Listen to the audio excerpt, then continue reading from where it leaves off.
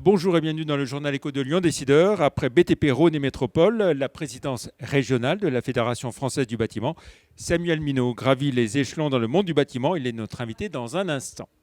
Quelques infos en bref à retenir. Et tout d'abord, OL Group qui annonce tout à la fois un chiffre d'affaires semestriel en hausse de 16% à 135 millions d'euros, mais aussi des pertes en augmentation, un peu plus de 60 millions d'euros, si bien que le total des dettes financières augmente également à 414 millions.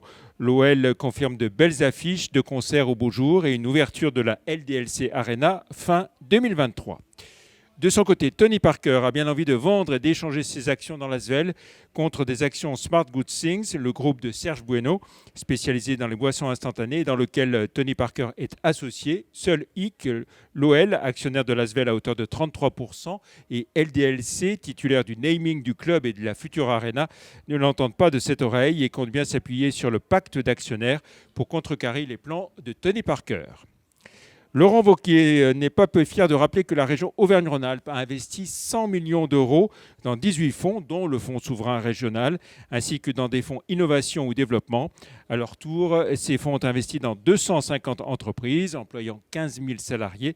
Tous ces fonds représentent 900 millions d'euros levés. Olot, le fabricant de nacelles élévatrices, affiche une belle croissance de plus 18% à 610 millions d'euros en 2022, une année record au niveau mondial pour le marché des nacelles. La progression de Olot s'établit à plus 12% en Europe, plus 38% en Asie-Pacifique et plus 15% en Amérique du Nord. Enfin, le chiffre du jour, 2028, comme la date de fin du diesel dans le cadre de la zone à faible émission, Bruno Bernard, président de la métropole de Lyon, annonce ce report de 2 ans, de 2026 à 2028. Dans une interview à Tribune de Lyon, le périmètre d'extension de la ZFE va lui aussi être réexaminé.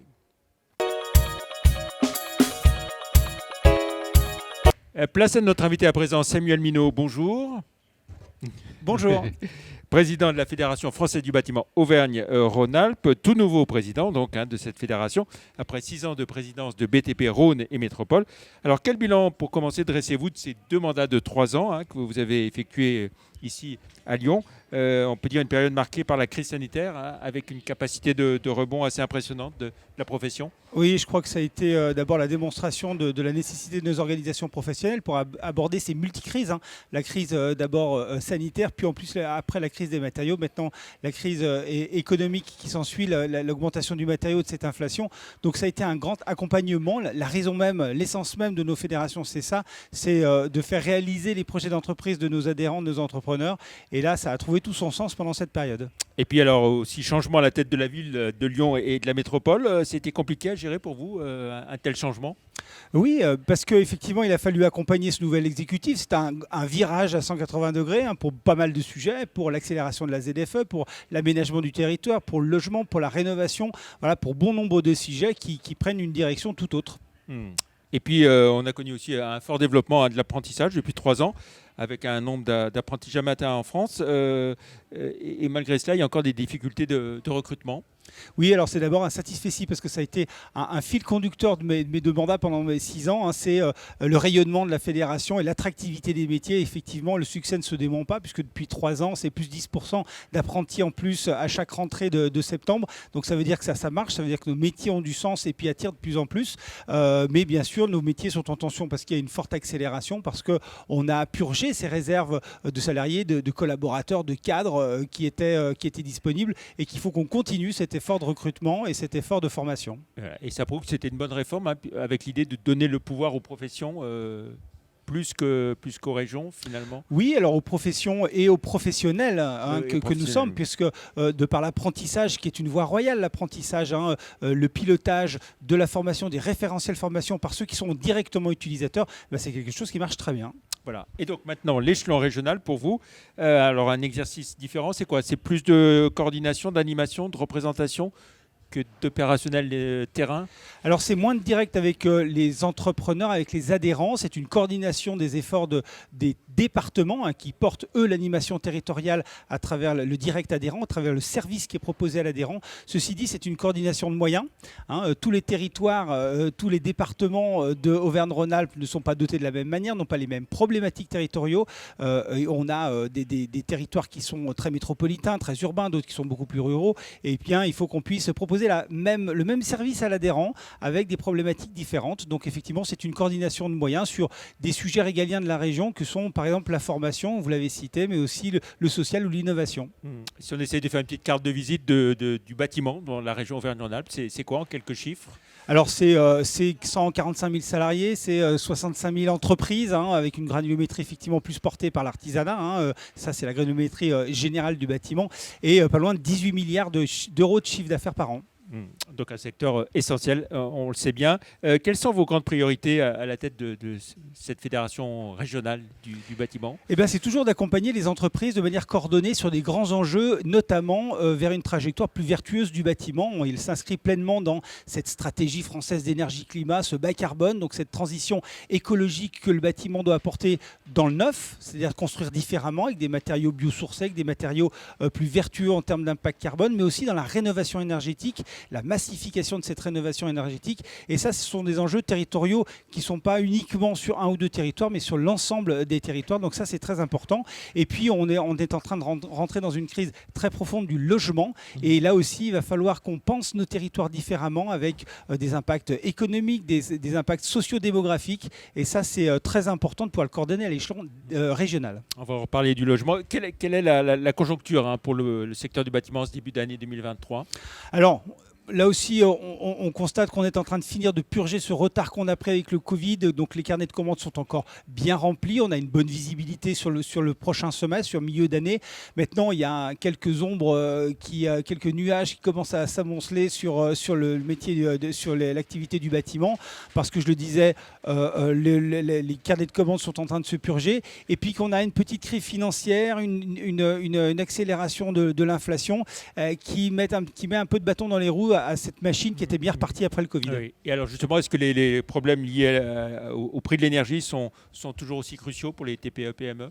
Oui, parce qu'on a de la difficulté à anticiper tout ça. Donc l'énergie, donc dans la façon de produire les matériaux, donc dans le coût qu'on a impacté sur ces matériaux, on a beaucoup de mal à l'anticiper.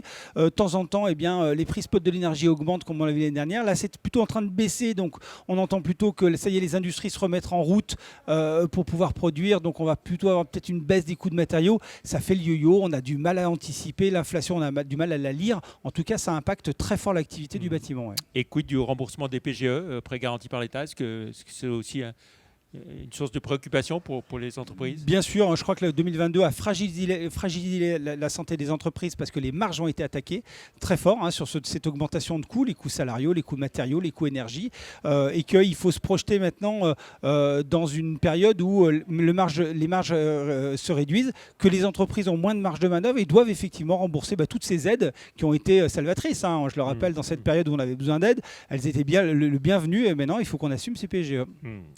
Problème récurrent aussi, celui de la construction de logements insuffisante, très insuffisante. Qu'est-ce que vous suggérez, vous, Fédération du bâtiment? Alors on avait déjà, avant cette crise sanitaire, déjà des soucis sur les règles urbanistiques, sur les changements d'exécutifs, comme on a pu le parler, sur la difficulté réglementaire. Où est-ce qu'on construit? Pourquoi on construit? Comment s'établit cette politique du logement sur tout le territoire d'une grande région comme Auvergne-Rhône-Alpes? Et puis là se rajoute la problématique des surcoûts, de l'insolvabilité des clients, parce que les coûts sont tellement importants, ont tellement accéléré que les gens se retrouvent dans l'incapacité d'acquérir ces logements. Et puis il faut reconnaître que dans certaines régions, dans certaines métropoles, il y a une tendance un petit peu malthusienne à vouloir garder son périmètre sans vouloir accueillir la densification urbaine qu'on souhaitait avec les précédents schémas de cohérence territoriale. Ça ne marche pas, on n'a plus envie, on a peut-être manque de volonté, d'ambition politique, et ça touche directement effectivement la construction de logements neufs. Ça veut dire qu'il faut, comme certains le suggèrent, imposer aux maires, aux élus de construire, sans parler de fixer des quotas, mais voilà. C'est l'idée. Je pense que les élus doivent avoir en tête qu'avec une démographie courante, il faut impérativement, et ça fait partie de leur mission d'élus, de dynamiser aussi l'offre de logements. La démographie, c'est une démographie en Auvergne-Rhône-Alpes qui est positive, donc il faut des logements, il faut accueillir, notamment dans les grandes métropoles, plus d'habitants, donc construire des logements qui vont avec. Ouais. Est-ce que la nouvelle réglementation 2020 est aussi un sujet de préoccupation pour les entreprises? Alors, ce n'est pas vraiment un sujet de préoccupation parce que ça, on a réussi à l'anticiper depuis quelques années et on construit de mieux en mieux. Ça fait déjà 20 ans qu'on a abordé les questions énergétiques dans l'enveloppe des bâtiments. Aujourd'hui, on construit mieux parce qu'on construit avec des matériaux plus vertueux. Donc, ce n'est pas vraiment un problème. Le problème, il est quoi? La disponibilité des matériaux et puis c'est aussi le coût des matériaux, c'est surtout ça. Mais sur la maîtrise technique, la filière est parfaitement prête. Et la difficulté de répercuter ces hausses, c'est ça? Alors on les répercute maintenant, comme je le disais tout à l'heure, la problématique c'est la solvabilité de ces opérations, c'est est-ce qu'elles sont finalement viables financièrement, c'est la difficulté du moment pour les acquéreurs, pour le kidam moyen, l'habitant moyen qui veut devenir propriétaire occupant de ce logement, pour le bailleur privé qui a envie d'investir dans sa région, mais aussi pour le logement social qui construit énormément sur le territoire et qui eux se retrouvent dans un équilibre un petit peu difficile à assumer aujourd'hui.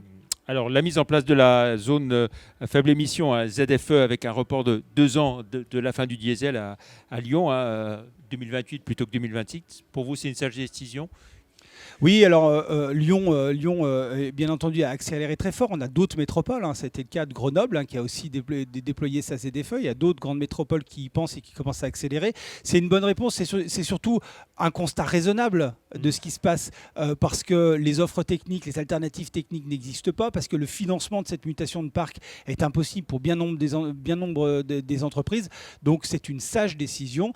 Elle est allée beaucoup trop vite, l'ambition. Il faut qu'elle puisse être portée pas trop loin par rapport à ce que nous impose le droit européen, parce que c'est une transcription de droit européen.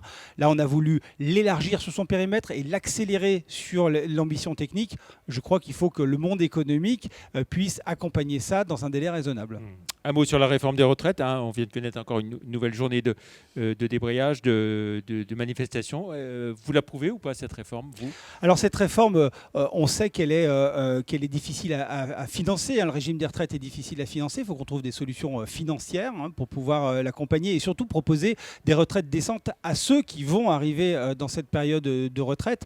Elle est difficile dans le bâtiment. On a la volonté de conserver deux choses. D'abord, de bénéficier des départs anticipés pour les carrières longues. Ça, c'est important. Et pour ceux qui ont commencé très jeunes à travailler et surtout ceux qui ont des travaux qui sont exposés à une pénibilité un peu plus importante. Donc, ces deux critères que sont la pénibilité et les carrières longues sont toujours tenus, on en tient toujours en compte pour les gens du bâtiment et particulièrement nos compagnons qui devraient en bénéficier.